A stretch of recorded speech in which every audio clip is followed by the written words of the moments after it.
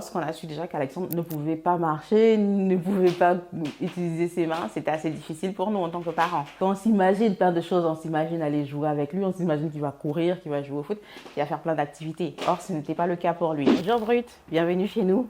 Je m'appelle Sandra Senou, je suis la maman d'Alexandre, 13 ans, qui a une infirmité motrice cérébrale. Donc, il ne peut pas marcher, il ne peut pas utiliser ses mains non plus. Entrez!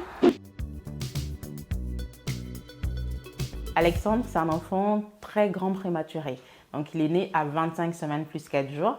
Et suite à son extrême prématurité, il a gardé des séquelles neurologiques. Alexandre, quand il était plus petit, il pouvait se mettre debout, il pouvait utiliser ses mains, faire des petites choses. Mais au fur et à mesure qu'il a commencé à grandir, on s'est rendu compte que ce qu'il arrivait à faire, il ne pouvait plus le faire. Et avec les examens qu'on a faits, les médecins ont dit bon, ça ne doit pas être que l'extrême prématurité ou l'infirmité motrice cérébrale, il doit avoir autre chose derrière.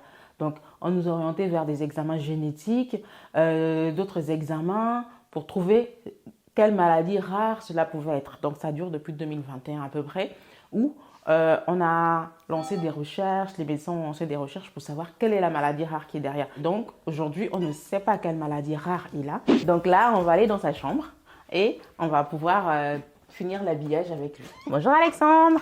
Coucou. Comment tu vas? Ça va. Je te mets ton pull?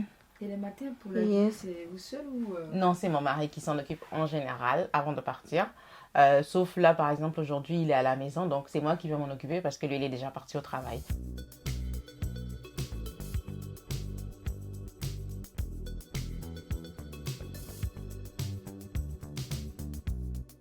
Alors, il a un lit qui est, c'est un lit médicalisé, on appelle lit médicalisé. Donc là, on a la barrière.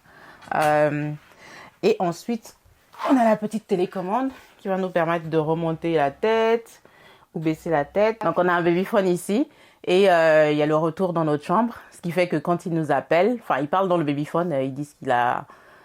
En général, c'est « J'ai besoin d'aide ».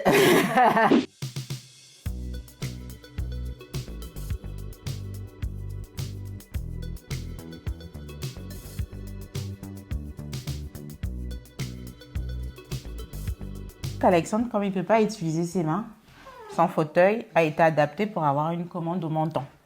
Donc là, il y a tout cet équipement-là qui permet de commander son fauteuil directement au menton. Quel élément rattache cette réussite au commerce international? Les éléments qui affichent la réussite sociale de la famille sont la guitare, les robes.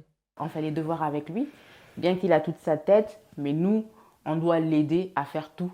Donc, utiliser l'ordinateur pour travailler. Il a deux petites sœurs. Oui. Est-ce que ça a été difficile tu veux un premier enfant qui est malade, tu as peur d'en refaire? Est-ce que c'était le cas pour vous? Ah oui, c'était difficile. Pour la deuxième, donc ils ont, là il a 13 ans, donc ils ont 5 ans de différence. La décision a été assez difficile, mais c'est vrai qu'on s'est dit aussi qu'on n'allait pas avoir qu'un seul enfant, on ne voulait pas avoir qu'un seul enfant. Donc on a été suivi par une psychologue pour nous accompagner dans le processus.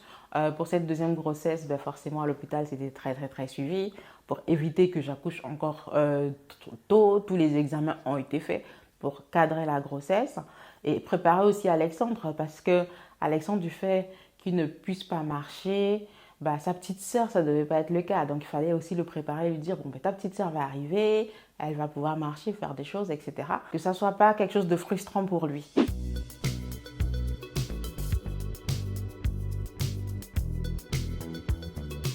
Quand tu pars à l'école, c'est comment avec tes amis? C'est bien, c'est une école adaptée en fait. Il y a beaucoup d'enfants comme moi handicapés. Tu as quelque chose à dire à maman quand tu vois tous ces efforts qu'elle fait pour toi et tout? Merci.